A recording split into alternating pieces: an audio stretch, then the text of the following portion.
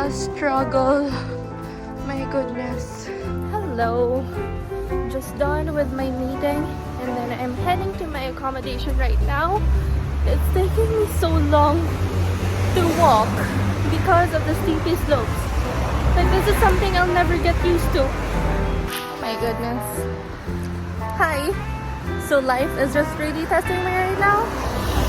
It's currently raining. I hope I don't get sick. I hope I don't get COVID. My goodness.